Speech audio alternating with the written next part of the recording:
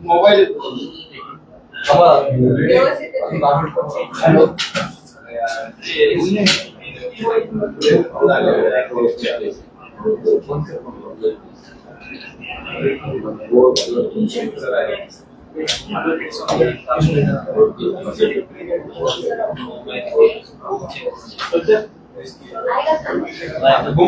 मंदार आले नाही काय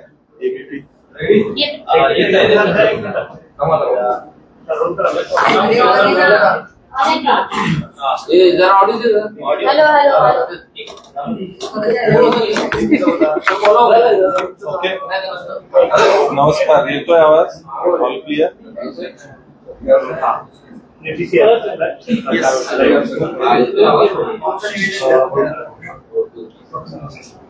करायची सुरुवात. नमस्कार, मी भूषणसिंह राजे होळकर आज आपल्या समोर एका विशेष कारणासाठी इथं आलेलो आहे. मागच्या 1-2 महिन्यामध्ये त्याच्या आधीपासून महाराष्ट्राचं वातावरण पाहता मला एक गोष्ट निदर्शनास आली की इथं लोकांच्या प्रश्नापेक्षा म्हणजे आजच्या घडीला रोजगाराचे प्रश्न असतील, वेगवेगळ्या समस्या ज्या राज्यामध्ये आहेत त्या ज्या गोष्टी असतील,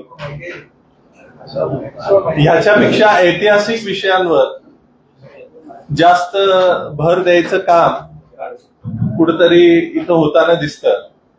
आणि मग या ऐतिहासिक विषयांच्या माध्यमातून समाजामध्ये तेढ निर्माण होणं, समाज एकमेकाच्या विरोधात उभं राहणं, हा जो प्रकार होतोय हा खरोखर चिंताजनक आहे. आणि त्यामुळं कुठेतरी एका घराण्याचा प्रतिनिधी, एका घराण्याचा वंशज म्हणून या सगळ्या परिस्थितीवर बोलणं कुठेतरी मी गरजेचं समजतो. मागे औरंगजेब समाधीचा विषय झाला आणि आता ताजा जो विषय आहे ज्याबद्दल मी बोलायला इथं आलेलो आहे तो रायगड किल्ल्यावरचा शिवरायांच्या समाधी समोरचा वाघ्या कुत्र्याचा विषय. आता हे सगळे विषय समजून घेत असताना, बोलत असताना मला एका गोष्टीची खंत वाटते की ऐतिहासिक विषय हे कुठल्या एका जातीचे किंवा एका समाजाचे नसतात. हे त्या वेळेच्या तत्कालीन परिस्थितीनुसार त्यावेळेला इतिहासामध्ये काही गोष्टी घडल्या, या गोष्टीला अनुसरून ते विषय असतात. पण दुर्दैवाने आज महाराष्ट्रामध्ये प्रत्येक विषयाला जातीय आणि राजकीय वळण लावलं जातं, ही चिंताजनक बाब आहे. त्यामुळे आज मी तुमच्या समोर बोलत असताना मी इथं कुठल्याही पक्षाचं, कुठल्याही विशेष संघटनाचं किंवा पुन्हा व्यक्तीचं समर्थन करायला किंवा विरोध करायला इथं आलेलो नाही. मी इथं आमच्या घराण्याची जी भूमिका आहे, आमच्या पूर्वजांचा जो विचार होता आणि ज्या विचारानेच शिवरायांनी या हिंदवी स्वराज्याची स्थापना केली तो इथं मला मांडायचा. सगळ्यात महत्वाचं जे समजून घेतलं पाहिजे सगळ्या महाराष्ट्राने आणि देशाने, की शिवाजी महाराजांनी कर्तृत्वाच्या जोरावर कर्तृत्ववान माणसं हिंदवी स्वराज्यासाठी निवडली, जातीच्या जोरावर किंवा जातीला अनुसरून नाही. तीच परंपरा होळकर घराणा असेल, शिंदे असेल, गायकवाड असेल, या सगळ्यांनी पुढे चालवलेली आहे. कर्तृत्ववान लोक सोबत घेतली जी स्वराज्यासाठी काम करतील. आणि मग आज हा वाघ्या प्रकरण जे आहे रायगडावरचं, हे समोर आल्यानंतर मला निदर्शनास आलं, मी मागच्या 2 दिवसापासून अनेक प्रेस पाहतोय, अनेक संघटनांची भूमिका, अनेक लोकांनी ह्याच्यावर वक्तव्य केली, ती भूमिका मी ऐकतोय. आणि माझी इच्छा नव्हती बोलायची या विषयावर, कारण आजच्या घडीला हे असे विषय महत्वाचे मला वाटत नाही. पण सामाजिक तेढ निर्माण होऊ नये म्हणून मी आज आपल्या समोर हा विषय इथं मांडणार आहे. आता वाघ्याची जी समाधी आहे किंवा वाघ्या हे जे प्रकरण आहे, हे दोन्ही गट जे एकमेकाच्या विरोधात आता भूमिका मांडतायत, दोघांसाठी हा भावनेचा आणि अस्मितेचा प्रश्न झालेला आहे असं मला पाहायला मिळतं. आता छत्रपती शिवाजी महाराजांच्या वेळेला वाघ्या कुत्र्याचं अस्तित्व होतं की नव्हतं ह्याच्यावर मी बोलणार नाहीये, कारण हा इतिहासाच्या अभ्यासकांचा हा विषय आहे. समकालीन पुरावे काय सांगतात, त्याची त्यावेळेची परिस्थिती काय होती, ती कागदपत्र काय सांगतात ह्याच्यावर ती जे म्हणजे स्मारक आहे ते जे कुत्र होतं ते अस्तित्वात होतं किंवा नव्हतं हे ठरवता येईल. पण आता जो वाद होतोय तो होऊ नये, त्या स्मारकाशी संबंधित अनेक लोकांच्या भावना आहेत, त्याच्याकडे बघत असताना अनेक लोकांच्या ज्या भावना आहेत त्या दुखावल्या जाऊ नयेत म्हणून मला महाराष्ट्राचे मुख्यमंत्री देवेंद्रजी, महाराष्ट्र शासन आणि आर्किओलॉजिकल सर्व्हे ऑफ इंडिया यांना ही विनंती करायची, कुठली बाजू चुकीची आहे कुठली बरोबर आहे ह्याच्यात न पडता शासनाने ह्याच्यात पुढाकार घ्यावा, ह्याच्यामध्ये एक समिती नेमावी, त्या समितीमध्ये दोन्ही बाजू ऐकून घेतल्या जाव्यात. म्हणजे जे त्या स्मारकाच्या समर्थनात बोलतायत त्यांची बाजू ऐकून घ्यावी, जे स्मारक काढावं असं म्हणतायत त्यांची बाजू ऐकून घ्यावी, आणि बाजू ऐकून घेत असताना राजकीय पुढाऱ्यांना बाजूला ठेवून इतिहास अभ्यासकांना त्याच्यात कसं घेता येईल, दोन्हीकडच्या इतिहास अभ्यासकांना, मग तिकडे इंद्रजित सावंत असतील, इकडे संजय सोनवणी सर असतील, अशी अनेक मंडळी आहेत. मी प्रातिनिधिक स्वरूपामध्ये 2 नावं घेतली. तर या सगळ्या इतिहास अभ्यासकांना बसवावं. संभाजीराजेंनी काल त्याच्यावर भूमिका मांडली आहे. संभाजीराजे तिथे येतील, मला सांगितलं तर मी येईन, आणि सामोपचारानं ऐतिहासिक फॅक्ट्सवर आपल्याला त्याच्यातनं काय तोडगा काढता येतो, आणि मग ती समिती जो निर्णय घेईल हिस्टॉरिकल फॅक्ट समजून घेऊन, सगळ्या बाजू समजून घेऊन दोन्हीकडच्या दोन्ही पक्षांच्या, आणि मग शासन त्याच्यामध्ये जी भूमिका घेईल त्या भूमिकेबरोबर संबंध महाराष्ट्राने राहिलं पाहिजे असं मला इथं वाटतं.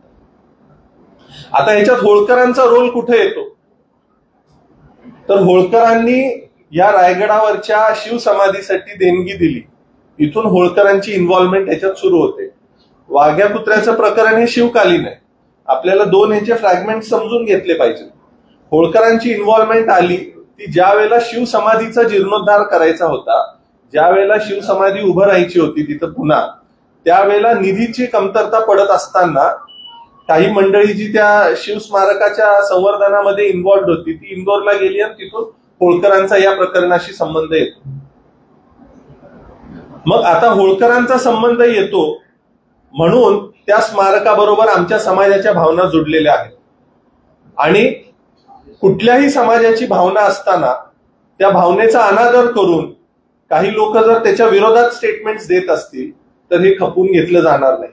त्यामुळे मला या माध्यमातून हेच सांगायचं आहे की सर्वच गटाच्या दोन्ही बाजूच्या संघटनांनी, सगळ्या वेगवेगळ्या लोकांनी जे आज ह्याच्यावर बोलतायत, मग ते कुणाचे पॉलिटिकल इंटरेस्ट असतील, कुणाचे पर्सनल इंटरेस्ट असतील, ह्याच्यात मला पडायचं नाहीये, पण कुणाच्याही भावना दुखावणार नाहीत आणि सामंजस्याने या महाराष्ट्राची सामाजिक विण डिस्टर्ब होणार नाही, या दृष्टिकोनातून ह्याच्यावर चर्चा झाली पाहिजे, हे माझं मत आहे.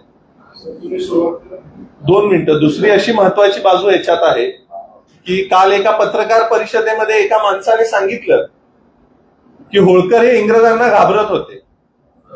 मी ऐकलं एका प्रेसमध्ये. त्यांना मला हेच सांगायचं आहे की भारतामध्ये सगळ्यात शेवटपर्यंत इंग्रजांच्या विरोधात जरी कोणी लढा दिला असेल तर ते महाराजा यशवंतराव होळकर होते. 1818 पर्यंत होळकर, महाराजा यशवंतराव होळकरांच्या मृत्यूनंतर सुद्धा भीमाबाई होळकर आणि महाराजा यशवंतराव होळकरांचे चिरंजीव महाराजा मल्हारराव होळकर हे वयाच्या 19व्या वर्षे असताना सुद्धा ते इंग्रजांच्या विरोधात रणांगणात उभं राहून लढत होते. तुळसाबाई महाराणी साहेबांचा मृत्यू त्या लढाईमध्ये झालेला. सेटलमेंट करून होळकरांनी इंग्रजांच्या बरोबर कधी तळ केलेला नाही, आणि होळकर इंग्रजांना घाबरतात हे जे तुमचं वक्तव्य आहे ते ज्यांनी कुणी केलंय त्याला मला विचारायचं आहे, तुमचा इतिहासाचा अभ्यास किती आहे हे बघावं लागेल.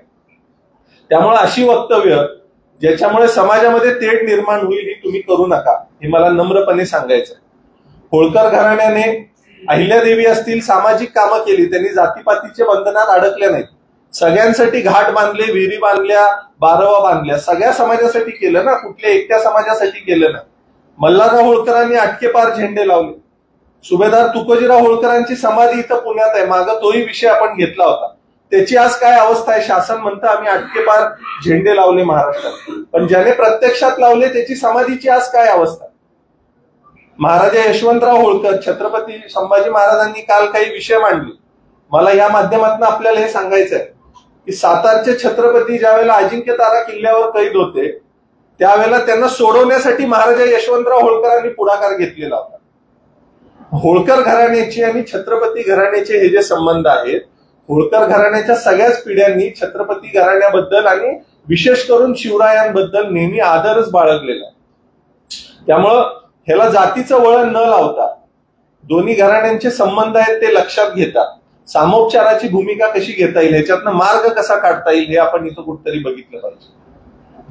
नंतरच्या काळात तुकोजीराव महाराजांचा विषय ज्यांनी या शिवसमाधीसाठी निधी दिला त्यावेळेला महात्मा फुले असतील, टिळक असतील किंवा इंदोरचे तुकोजीराव महाराज असतील यांनी शिवसमाधीसाठी पुढाकार का घेतला? त्यांनी जर जातीचा विचार केला असता तर त्यांनी ही भूमिका घेतली असती का? मग आज आपण जातीच्या चष्म्यातून या सगळ्या गोष्टीकडे का पाहतोय? त्यावेळेला छत्रपती घराणं सुद्धा अस्तित्वात होतं. मग छत्रपती घराण्याने शिवाजी महाराजांच्या समाधीसाठी त्या काळात भूमिका काय घेतली हे पण आपण बघितलं पाहिजे. पण महात्मा फुले असतील, टिळक असतील किंवा तुकोजीराव महाराज असतील यांनी पुढाकार घेतला कारण त्यावेळेचा महाराष्ट्र हा जातीपातीच्या पलीकडे जाऊन या सगळ्या विषयांकडे बघत होता.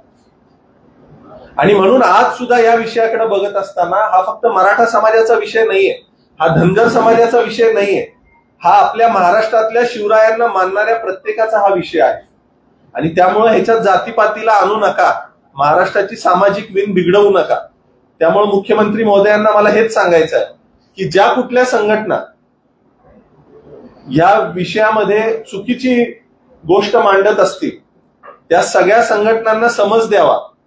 विशेष करून मागच्या वेळेला एक प्रकार वाघ्याच्या पुतळ्याच्या संदर्भात घडलेला होता, तसा कुठलाही प्रकार घडू नये ती दक्षता शासनाने घ्यावी हे मला इथं आपल्या सगळ्यांना सांगायचं आहे.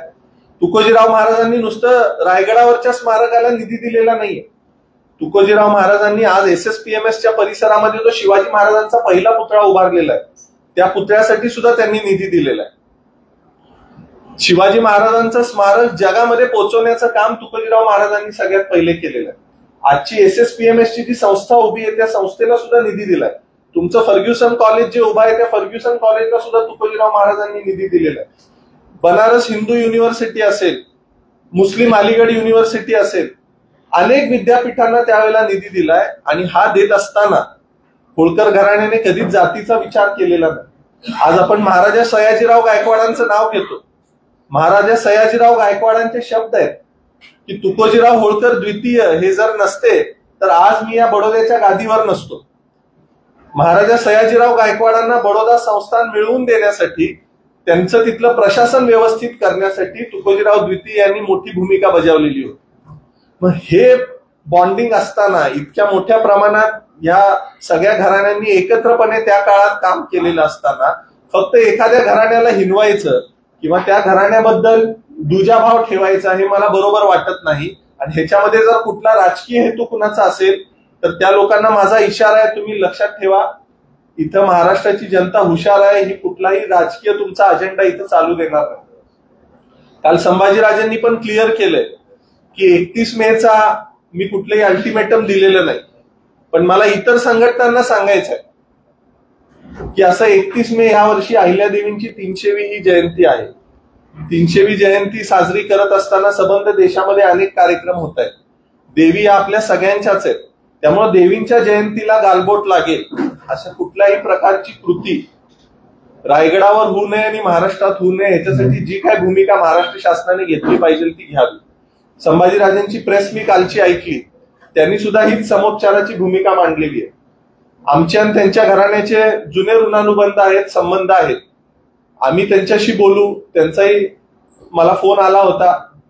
ह्याच्यातून शांततेने या महाराष्ट्राच्या हिताची जी भूमिका असेल ती आपल्याला कशी घेता येईल यासाठी महाराष्ट्र शासनाने एक समिती नेमावी. त्या समितीने दोन्ही बाजू समजून घेऊन, इतिहास अभ्यासकांची भूमिका समजून घेऊन दोन्हीकडच्या जे सत्य असेल ते फाइंड आउट करावं. आणि ह्या माध्यमातून जी बदनामी चालवलेली आहे ती मग छत्रपती घराण्याची असेल किंवा होळकर घराण्याची असेल. तुकोजीराव महाराज इंग्रजांना घाबरत होते आणि म्हणून त्यांनी कुत्र्याच्या स्मारकासाठी निधी दिला, ही गोष्ट अत्यंत चुकीची आहे. ते जर इंग्रजांना घाबरत असते तर पुण्यातले जे शिवस्मारक आहे त्याला सुद्धा निधी दिला नसता. शिवाजी महाराजांचं चरित्र इंग्रजीत छापून ब्रिटनमध्ये, फ्रान्समध्ये सगळीकडे पसरवलं नसतं. आणि होळकर हे कधीच इंग्रजांना घाबरलेले नाहीत. होळकर इंग्रजांच्या विरोधात शेवटपर्यंत लढले. हे सगळ्यांनी समजून घ्यावं. चुकीची विधानं खपवून घेतली जाणार नाहीत याची दक्षता ब्रिगेड सारख्या सगळ्या संघटनांनी घ्यावी. माझा कुठल्याही संघटनेला विरोध नाही, पण चुकीची भूमिका मांडत असाल तर त्याला निश्चित विरोध असेल. शिवराय हे सगळ्यांचे आहेत. शिवरायांचा आम्हालाही आदर आहे. शिवरायांच्या स्मारकाला न्याय मिळावा ही आमची भूमिका आहे. आणि ज्या तुकोजीराव महाराजांनी छत्रपती शिवाजी महाराजांच्या समाधीसाठी निधी दिला, त्यांचं जे काम होतं, ज्यावेळेला अडचण होती त्या समाधीला फंडिंगची, त्यावेळेला त्यांनी तो निधी उपलब्ध करून दिला. तर त्याची दखल सुद्धा घ्यावी रायगड विकास प्राधिकरणाने. आणि त्यांनी केलेल्या कार्याचा फलक इतर ज्या लोकांनी निधी दिला त्यांचा सुद्धा फलक तिथं रायगडावर लागावा, जेणेकरून ही जी समाजामध्ये तेढ निर्माण झालेली आहे ही कुठेतरी मिटेल हे मला वाटतं. आणि मग ही समिती जो निर्णय घेईल त्याच्याबरोबर आम्ही राहू, ही माझी भूमिका आहे. आपण सगळ्यांनी वेळात वेळ काढला त्याबद्दल धन्यवाद. शिवस्मारक समिती रायगडची ज्यांनी इंदोर महाराजांकडून निधी घेतलेला होता, तुमच्या दप्तरामध्ये काही त्याचं पत्र वगैरे काही आहे का, किंवा त्यावेळेच्या काही नोंदी तुमच्याकडे अवेलेबल आहेत का, तुमच्या वाचनात आहेत का, असतील तर ते का? हे बघा, सगळ्यात महत्वाची गोष्ट आहे की रायगडावर शिवाजी महाराजांच्या समाधीचं काम सुरू झालं. त्याला साधारण 19,000 रुपये त्या काळामध्ये तो खर्च लागणार होता. मग काही रक्कम त्यांच्याकडे जमा झालेली होती, उर्वरित रक्कम त्यांना कमी पडत होती. काम तिथलं झालेलं होतं. आता उर्वरित रक्कम कमी पडते, मग ती कुणाकडे जायची? तर आज जसं आपण CSR घेतो तसं त्यावेळेला संस्थानिक मोठे होते त्यांच्याकडे. आणि तुकोजीराव महाराज हे स्वतःच शिवाजी महाराजांना मानणारे असल्यामुळं ही मंडळी इंदोरला आली आणि त्यांनी सांगितलं की बाबा अशी अशी परिस्थिती, आम्हाला शिवस्मारकासाठी निधी हवाय. त्यांनी निधी देऊ केला 1 मिनिटामध्ये. आता पुढे जाऊन त्या लोकांनी तो निधी कसा वापरला हा ज्या त्या संस्थेचा विषय. पण तुकोजीराव महाराजांनी शिवाजी महाराजांच्या स्मारकासाठी तो निधी दिलेला आहे. त्या निधीची दखल घ्यावी आणि तुकोजीराव महाराजांचं जे नाव आहे किंवा त्यांनी जे केलेलं कार्य आहे त्याची नोंद तिथं रायगडावर व्हावी हे माझं म्हणणं आहे. प्रश्न वेगळा होता. निधी दिला, महाराजांनी 5,000 रुपये दिलेले होते, त्याच्या नोंदी आपल्याकडे? हो, नोंदी आहेत ना आपल्याकडे. त्याच्यासाठी जो दिलेला आहे त्याचा काही स्पेसिफिक उल्लेख आहे का? शिवाजी नोंदीत वाघा असा काही उल्लेख आहे का, किंवा त्या पुत्राची समाधी जी आहे ती बांधण्याबाबत काही उल्लेख आहे का? याचं कारण बाबासाहेब पुरंदरे हयात असताना त्यांनी राज ठाकरेंना रायगडावर एक मुलाखत दिली होती आणि त्या मुलाखतीत त्यांनी हा सगळा किस्सा सांगितलाय जो त्यांना नची केळकरांनी सांगितलं होतं त्या स्मारक समितीवर. त्याच्यात तेही सांगतायत की असं काही ऐतिहासिक रेफरन्स नाहीये. मात्र महाराजांचा त्यावेळेस आवडता पुत्र कुठला तरी गेलेला होता आणि त्या दिवाणची पैसे देवाण होत असताना महाराज त्यांना भेटले नाहीत का, तर तो त्यांचा आवडता पुत्र त्यावेळेला गेलेला होता. तर त्या मधल्या जे कम्युनिकेट करणाऱ्या त्यावेळेच्या प्रशासकीय यंत्रणा असतील समजा हिंदू संस्थांमध्ये, त्यांनी असं सांगितलं होतं की त्यांना आवडेल एखादं स्मारक तिथं केलं पुत्र्याचं तर ते आवडेल आणि म्हणून ते बांधण्यात आलं असं त्या इंटरव्ह्यू. आता मला एक गोष्ट सांगा, हे जे तुम्ही म्हणताय हे मौखिक आहे असं तुम्हीच म्हणालात ना, आणि ते इंग्रजांना घाबरत होते हा जो तुमचा प्रश्न आहे त्याचं मी क्लॅरिफिकेशन तुम्हाला दिलं. त्यावेळेला जे सांगितलं गेलं केळकरांच्या पुस्तकात, त्यांचं जे लेख आहे की आम्ही इंदोरला गेलो, मग महाराजांच्या पुत्र्याचं निधन झालेलं होतं, मग ते इंग्रजांना घाबरत होते, मग डायरेक्ट रायगडाला निधी कसा द्यावा म्हणून त्या कुत्र्याचं निमित्त केलं आणि आम्ही तो निधी घेतला. ह्याचं किती म्हणजे हास्यास्पद ही स्टोरी आहे. मला एक मी तुमचा सांगतोय ना, मी तुम्हाला त्या पॉइंटवरच येतोय. मला सांगा, होळकरांच्याकडे काही इंदोरमध्ये जमीन नव्हती का? होळकरांच्याकडे काही पैसे नव्हते का? त्यांना जर त्यांच्या कुत्र्याचं स्मारक उभारायचं असतं तर त्यांनी इंदोरमध्ये उभारलं नसतं का? ते रायगडावर जाऊन स्मारक कशाला उभारलं असतं? त्यांनी स्वतःच्या कुत्र्याचं स्मारक उभारण्यासाठी स्वतःच्या जागेत त्यांनी उभारलं नसतं का? हे सगळ्या मनगढंत स्टोरीज ज्या बनवल्या जातात आणि ह्याच्या नोंदीबद्दल तुम्ही म्हणताय. आज तुम्ही एखाद्या गोष्टीसाठी फंड मागायला गेला, कुणाहीकडे गेला, तुम्ही सांगता आम्हाला अमुक अमुक काम करायचंय, फंड द्या. आपण फंड देतो, नंतर ती संस्था तिथे जाऊन काय करते हे बघणं गरजेचं आहे ना. या सगळ्या मौखिक कथा आहेत की ते इंग्रजांना घाबरत होते, आणि लेखी स्वरूपात जर तुम्ही म्हणाल तर ह्या सगळ्या गोष्टीचे पत्रव्यवहार असतात. तुकोजीराव महाराजांनी शिवस्मारकासाठी निधी दिलेला आहे असा उल्लेख आढळतो, त्याच्यामध्ये कुत्र्याचा उल्लेख असा कुठेही येत नाही. पण तुकोजीराव महाराजांनी निधी दिलेला आहे हे तर नाकारता येत नाही. मग आता अडचण कशाची आहे? वाघ्याची अडचण आहे की तुकोजीराव महाराजांच्या नावाची अडचण आहे हे आपण समजून घेतलं पाहिजे. हा ह्याच्यातला मेन मुद्दा आहे. होळकरांच्या नावाची अडचण असायचं तर काही कारण नाहीये, कारण त्यांनी शिवसमाधीसाठी निधी दिलेला आहे हे तर मान्य असायला पाहिजे सगळ्यांना. आता कुत्र्याचा जो आक्षेप आहे त्याच्यावर मी तुम्हाला सांगितलं की समिती नेमावी, दोन्ही भूमिका ऐकून घ्याव्यात आणि त्याच्या माध्यमातून जे सत्य येईल ते सत्य प्रत्येकाने स्वीकारावं. होळकरांच्या दप्तरमध्ये वाघ्या संदर्भातली नोंद नाही. अहो, हजारो कोटी रुपये दान केलेले. तुम्ही नेपाळपासून कन्याकुमारी पर्यंत जा, अनेक ठिकाण आहेत. मला तर एक आमच्या लिस्टमध्ये सुद्धा नाहीत. जिथं जाऊ तिथं आम्हाला लोक सांगतात की इथं देणगी दिली आहे, इथं आमचं काम केलेलं आहे. प्रत्येक गोष्टीचं डिटेलिंग असू शकत नाही ना. आता गणपतीला वर्गणी मागायला अनेक लोक येतात. आपण वर्गणी दिल्यावर विचारतो का तुम्ही डीजे लावला का तुम्ही सजावट केली? डोनेशन दिलं आपण स्मारकासाठी, आपला हेतू स्वच्छ होता, शिवाजी महाराजांशी निगडीत स्मारकासाठी तो निधी दिला. आता पुढच्या मंडळींनी तिथे जाऊन काय उद्योग केलाय हे त्या पुढच्या मंडळींनाच माहिती आहे. या स्मारकाच्या वादावरून राजकारण करण्याचा प्रयत्न. आता कसं झालंय, महाराष्ट्रामध्ये प्रत्येक ऐतिहासिक विषय हा राजकारणाचा विषय झालेला आणि त्याच्यात परत जात इन्व्हॉल्व्ह केली जाते. मला हेच म्हणायचं आहे की महाराष्ट्रात, देशात बरेच प्रश्न आहेत. रोजगारावर बोला तुम्ही, महागाईवर बोला तुम्ही, इतर जे लॉ अँड ऑर्डरचे प्रश्न झाले त्याच्यावर बोला. तुम्हाला हे इतिहासाचे विषय तेव्हाचे आत्ता काढून जाती जातीमध्ये भांडणं लावायची गरज काय? तुम्ही संभाजीराजेंना असं बोलत का? संभाजीराजेंचं आमचं कम्युनिकेशन आहे. संभाजीराजेंची स्वतःची सुद्धा हीच भूमिका आहे की जे सत्य आहे ते समोर आलं पाहिजे. माझी तीच भूमिका आहे. आमच्या समाजाच्या अस्मिता त्या स्मारकाशी जुडलेल्या आहेत. त्यामुळं इतर ज्या संघटना आहेत, ज्या संघटनांनी ह्याच्यात टोकाची भूमिका घेतली आहे, त्यांना आमचं हेच म्हणणं आहे की तुम्ही टोकाची भूमिका घेऊ नये. समाजाची भावना दुखावली जाईल किंवा मनाने आतेताई प्रकार जो मागे घडला होता तसा कुठलाही प्रकार रायगडावर घडू नये.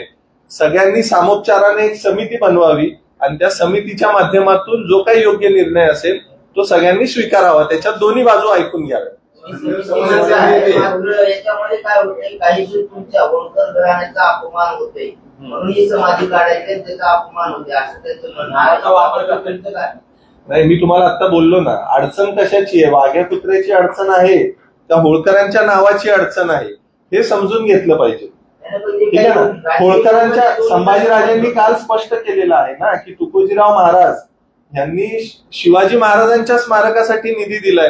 त्यामुळे तुकोजीराव महाराजांच्या नावाची अडचण असायचं तर काय कारण नाहीये, बरोबर ना. राहिला विषय वाघ्याचा, तर वाघ्या हे प्रकरण मी बोलण्यापेक्षा इतिहास अभ्यासक जे आहेत दोन्ही बाजूचे, त्या दोघांना बसवून एक समिती नेमून शासनाने त्याच्यात न्यूट्रल भूमिकेत राहून एक भूमिका ठरवावी. आणि तोपर्यंत ज्या संघटना आम्ही पाडू, आम्ही हे करू असं म्हणतायत, त्या संघटनांनी शांततेची भूमिका घ्यावी, हीच माझी भूमिका आहे. सर, पण तुम्ही स्पष्ट भूमिका का घेत नाही? तुम्ही म्हणताय की या मौखिक आहेत किंवा नचिकेतकरांनी जे लिहिलेलं होतं या सगळ्याच्या बाबतीमध्ये तुमच्या दप्तरात नोंदी नाहीये हे तुम्ही स्पष्ट सांगताय. जर त्या नोंदी नसतील तर तुम्ही असं स्पष्ट का म्हणत नाही की अशी कुठली नोंद नाहीये, आमच्या नावाने जे काही संदर्भ यापूर्वी ज्यांनी तुम्ही लिहून ठेवलेले होते ते चुकीचे दिसत आहेत? दोन गोष्टी असतात. आपल्याकडनं जेव्हा पत्र जातं त्यावेळेला आपण इनवर्ड आउटवर्ड रजिस्टर नावाचा एक प्रकार असतो, बरोबर ना. त्याची नोंद असते, माझ्याकडं हे पत्र मी या तारखेला याला दिलं. आता होळकरांनी निधी दिला, निधी दिलेल्याची नोंद आहे, बरोबर ना. ज्या संस्थेला दिला त्या संस्थेचा रेकॉर्ड एकदा तपासून पहा. ते जे म्हणतायत की होळकरांनी इंग्रजांना भिवून कुत्र्यासाठी निधी दिला, त्यांच्याकडे रेकॉर्ड सापडतो का बघा. त्या समितीला लावा कामाला, म्हणजे जी आता आपण न्यूट्रल समिती नेमायची म्हणतोय त्यांना ह्यासाठीच समिती म्हणतोय की ज्या संस्थेने तो उद्योग राबवलाय त्यावेळेला तिथं 100 वर्ष आधीची गोष्ट आहे ना. आमच्याकडे तर रेकॉर्डमध्ये लिहिलंय की रायगडासाठी अमुक अमुक निधी दिलेला आहे. तिथं जाऊन त्यांनी काय केलं त्या संस्थेच्या रेकॉर्डमध्ये चेक करा. भूमिका घेतलेली आहे त्याच्याशी तुम्ही सहमत आहात? संभाजीराजेंनी भूमिका घेतली आहे वाघ्या कुत्रा काढावा, बरोबर. माझी भूमिका आहे की त्याच्या खोलात जा, तो विषय समजून घ्या. वाघ्याची अडचण आहे की होळकरांच्या नावाची अडचण आहे, हा विषय समजून घ्या. जर होळकरांच्या नावाची अडचण नसेल तर वाघ्याचं तथ्य समिती नेमून तुम्ही समोर आणा. जी काय फॅक्ट असेल ती सगळेजण स्वीकारू येते.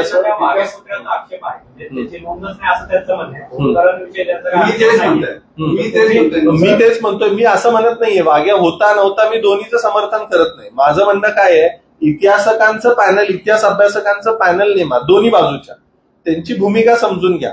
मला एवढंच म्हणायचं आहे, होळकरांचा रोल कुठे येतो, दोन गोष्टी मिक्स करू नका. होळकरांचा रोल कुठे येतो, वाघ्या शिवकालीन आहे. होळकरांचा रोल येतो ज्या वेळेला शिवसमाधीला निधी दिलाय त्यावेळेला. आता वाघ्या शिवाजी महाराजांच्या जीवनात होता किंवा नव्हता हे ठरवायचं काम माझं नाहीये. किंवा होळकरांचं नाहीये.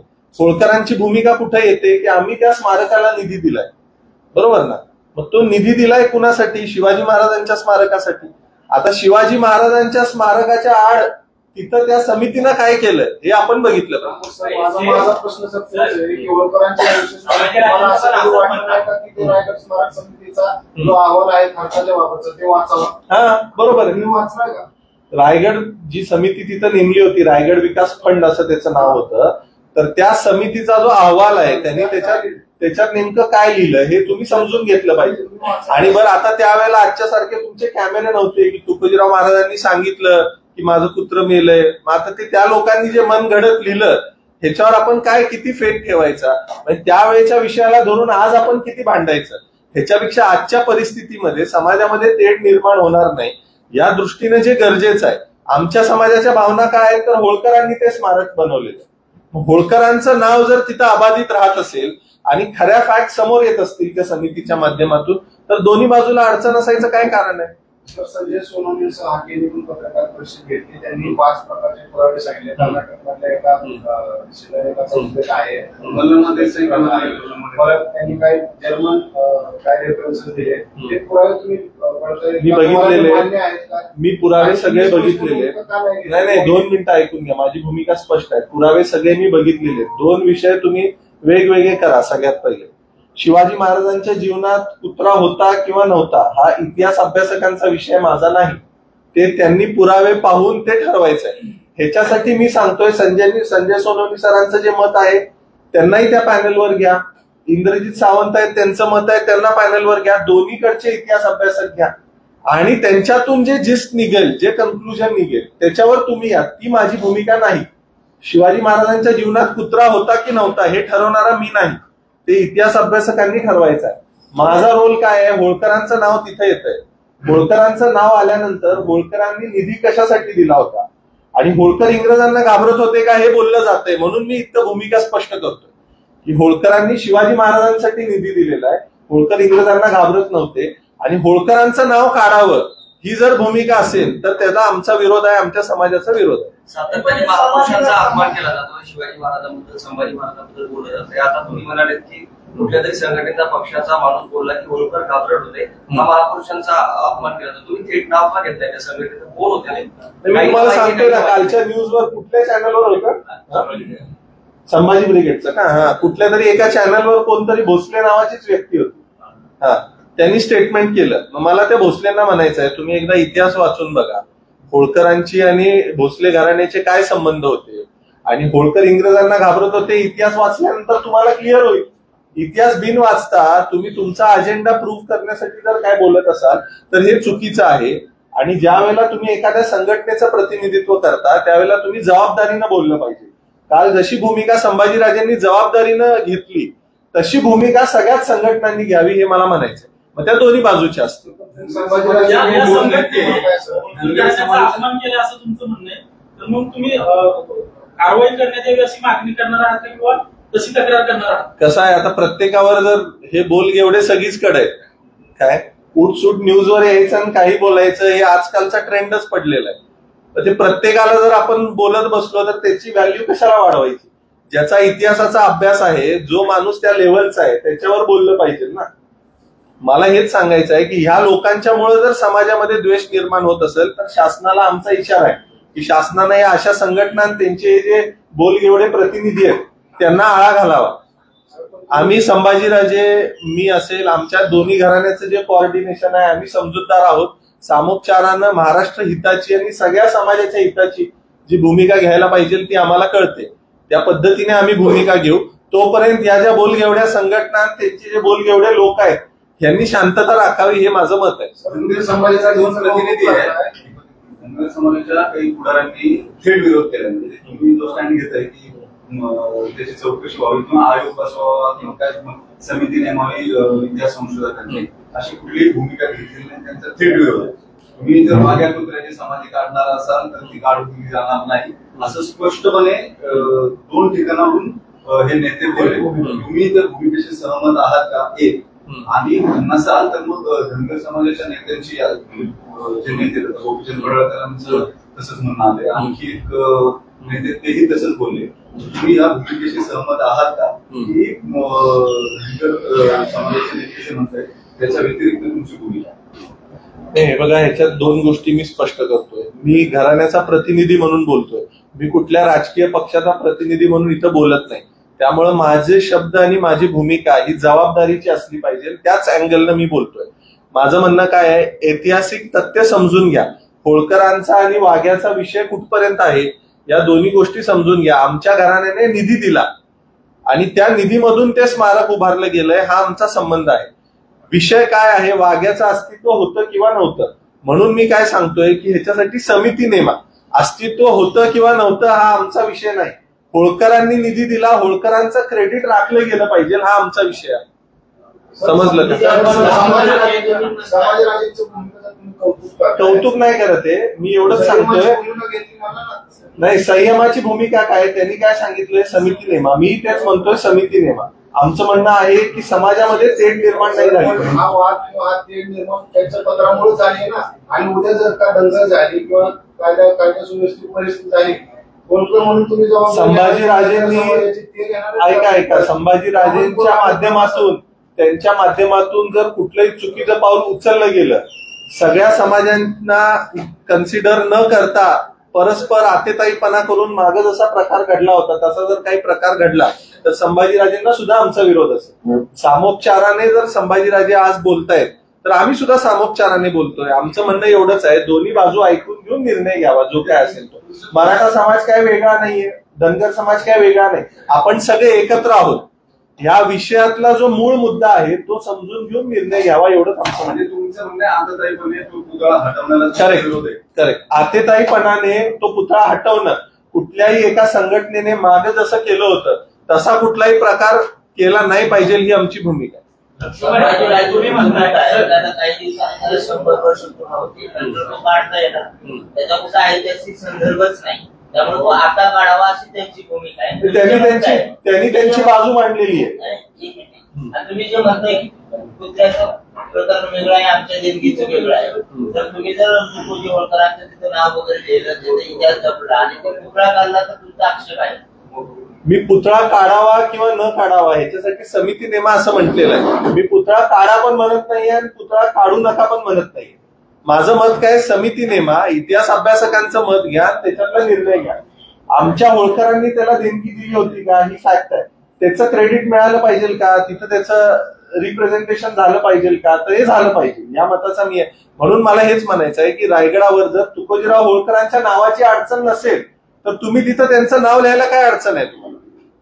लक्ष्मण हाके असं म्हणतात, म्हणजे तुम्ही म्हणताय की होळकर आणि तो पुतळ्याचा विषय तो वेगवेगळा आहे. लक्ष्मण हाके हे दोन्ही विषय एकत्र करूनच पुढे आलेले आहेत आणि त्यांनी याला विरोध केलेला आहे. कुठेतरी मराठा विरुद्ध असा जो वाद आहे, ओबीसी किंवा धनगर असेल, तो लावण्याचा प्रकार लक्ष्मण हाके करतात असं वाटतं काय? की त्यांची भूमिका काय आहे ते तुम्ही त्यांना विचारू शकता. मी माझी भूमिका स्पष्ट केली आहे. प्रत्येक जण जो ज्या पक्षात ज्या संघटनेचं काम करतो तो त्याची भूमिका मांडत असतो. मी माझी भूमिका स्पष्ट केली आहे. हा ऐतिहासिक विषय आहे, त्यामुळे इतिहास अभ्यासकांना समोर घेऊन दोन्ही बाजूच्या, संजय सोनवणे सरांना आणि इकडे जे कोणी त्यांच्या विरोधात जे असतील पुतळ्याच्या, या सगळ्या मंडळींना समोर घेऊन एक पॅनल नेमावं. मुख्यमंत्र्यांनी याच्यात इंटरव्हीन करावं, कारण हा राज्याच्या सामाजिक व्यवस्थेचा प्रश्न आहे. मुख्यमंत्र्यांनी याच्यात भूमिका घ्यावी हे माझं म्हणणं आहे. होळकर घराण्याचा अपमान संभाजीराजे करतायत हे सगळं, तुम्हाला वाटतंय का मग खरंच अपमान करतायत? नाही, होळकर घराण्याचा अपमान संभाजीराजे करतायत असं मी कधी म्हणतो नाही. लक्ष्मण हाके असं म्हणताय, तो त्यांचा प्रश्न आहे ना, तुम्ही त्यांना विचारा. माझं स्पष्ट मत आहे, हा होळकर घराण्याचा अपमान किंवा भोसले घराण्याचा अपमान हा विषय नाही, हा ऐतिहासिक संदर्भांचा विषय आहे. ऐतिहासिक संदर्भांच्या आधारावर याच्यावर बोलावं. आणि होळकरांची बदनामी दोन्हीकडच्या बाजूने समजा संभाजी ब्रिगेड करत असेल तर त्यांना सुद्धा मला सांगायचं आहे की एकतर्फी भूमिका घेऊ नका, फॅक्ट समजून घ्या. आणि इकडून कोण जर चिखलफेक करत असेल तर त्यांनाही हे सांगायचं, एकतर्फी भूमिका घेऊ नका. दुसरा माझा महत्वाचा मुद्दा हा होता की 31 मेला अहिल्यादेवींची जयंती आहे. तुम्ही 31 मेचा अल्टिमेटम देऊन जर ती व्यवस्था बिघडवायचा प्रयत्न करत असाल तर हे आमच्या परीनं खपवून घेतलं जाणार नाही. देवी या सगळ्यांच्या होत्या, तो जयंतीचा कार्यक्रम व्यवस्थितपणे पार पडला पाहिजे आणि त्यामुळे आतेताईपणा करून कुठल्याही संघटनेला भूमिका घेऊ नये. प्रकाश आंबेडकर आता असं म्हटले संभाजी छत्रपतींना सरळ अटक करा, त्यांना मकोका लावा, ते राज्याचं राजकारण वेगळं होतं. आता या प्रत्येकाच्या आपल्या आपल्या राजकीय अँगलच्या स्टेटमेंट्स आहेत, त्यांच्या स्टेटमेंट्स त्यांना लक लाभ, त्यांच्या स्टेटमेंटवर मला काही बोलायचं नाही. मी माझ्या घराण्याची भूमिका मांडलेली आहे, त्या मुद्द्यावर मी स्टिकअप आहे. वाघ्या प्रकरण ऐतिहासिक समितीच्या मार्फत समजून घ्या, त्याच्यातली जी भूमिका असेल ती भूमिका सगळ्यांनी एकत्रित बसून ठरवावी आणि ती मान्य करावी. मुख्यमंत्र्यांनी याच्यात त्यांचा रोल पार पाडावा. मी मुख्यमंत्र्यांना भेटून हा विषय मांडणार आहे. आणि दुसरं, या जयंतीच्या निमित्ताने मला त्यांना हे सुद्धा सांगायचं आहे की अनेक विषय, तुम्ही नुसते कार्यक्रम घेऊन राजकीय स्टंट नका करू. अनेक विषय आहेत, देवींच्या 12 आहेत, त्याचं संवर्धन करा, समाजाच्या पडलेल्या आहेत. आणि मला या संघटनांना हे पण सांगायचं आहे, तुम्ही औरंगजेब वगैरे हे विषय घेता, ह्याच्यापेक्षा ताराराणींची समाधी आहे त्याच्याकडे लक्ष द्या. जे हातात आहे त्याच्यावर काम करा, नको त्या विषयांना कशाला हात घालता आणि वादविवाद का निर्माण करता. समाजातल्या काय तरुणांची मुलांची चर्चा केली का, त्यांची काय भावना आहे किंवा इतर जे शिवसेना आहेत त्यांच्याशी तुम्ही बोलला का, काय त्यांच्या मनात? समाजातली लोक, धनगर समाज असो, मराठा समाज असो, सगळेजण शिवरायांना मानणारे आहेत, सगळेजण अहिल्यादेवींना मानणारे आहेत. इथं समाजानुसार महापुरुषांना विभाग हे करून डिव्हिजन करू नका. सगळ्यांची भूमिका हीच आहे की होळकरांनी देणगी दिली आहे, मग होळकरांच्या नावाला अडचण असायचं काही कारण नाही. आणि त्यामुळे समिती नेमून त्या स्मारकाचा जो काही निर्णय असेल दोन्ही बाजू ऐकून घेऊन शासनाने घ्यावा, ही आमची भूमिका आहे. होळकरांनी जर वर्गणी दिली नसती तर काय भूमिका असते तुमची? होळकरांनी जर वर्गणी दिली नसती तरी सुद्धा माझी भूमिका हीच असती की ऐतिहासिक तथ्यांचा आधार घेऊन त्याच्यातले जे फॅक्ट्स आहेत ते समोर यावेत आणि न्यूट्रल भूमिकेतून शासनाने निर्णय घ्यावा. काही सामाजिक लोक आहेत ते त्या वादापुत्राचा आणि होळकर घराण्याचा संबंध जोडताय, तर त्यामुळे वाद होत आहे.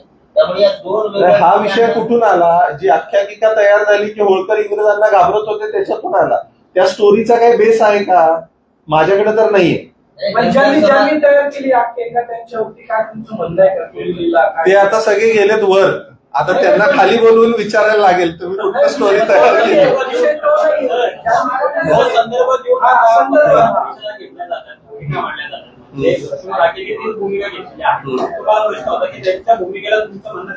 हे बघा, ही जी आख्यायिका जी तयार केलेली आहे की होळकर इंग्रजांना घाबरत होते म्हणून त्यांनी कुत्र्याचं स्मारक उभारा म्हणून निधी दिला, या मताशी जे लिहिलेलं आहे त्या मताला माझा ठाम विरोध आहे की ही अशी कुठली घटना नाही. होळकर इंग्रजांना घाबरत असते तर होळकरांनी बाकीचे पण विषय केले नसते. त्या काळामध्ये शिवाजी महाराजांच्या अनेक स्मारकांना होळकरांनी निधी दिलेला आहे. पुस्तक इंग्रजांच्या देशात जाऊन प्रकाशित केलंय. मग हे केलं असतं का इंग्रजांना घाबरत असते तर? त्यामुळे हा साफ खोटा विषय आहे. कुत्रा हा जो विषय आहे तो इतिहास अभ्यासकांचा विषय आहे. तो इतिहास अभ्यासकांनी दोन्ही बाजूच्या एकत्र बसून सोडवावा.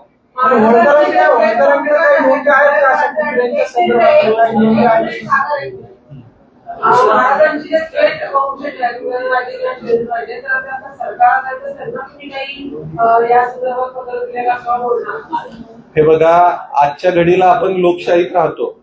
लोकशाही व्यवस्थेमध्ये महाराष्ट्राचे मुख्यमंत्री हे राज्याचे हेड आहेत. आर्किओलॉजिकल सर्व्हे ऑफ इंडियाकडे रायगडचा किल्ला आहे. त्यामुळं ह्या निर्णयामध्ये शासनाची भूमिका आणि आर्किओलॉजिकल सर्व्हे ऑफ इंडियाची भूमिका ही अंतिम असेल. त्यामुळं समिती नेमून दोन्हीकडच्या इतिहास अभ्यासकांची भूमिका ऐकून घ्यावी, हे माझं मत आहे. त्यामुळं कुठल्या विशेष व्यक्तीकडे जाण्याचा काही विषय नाही.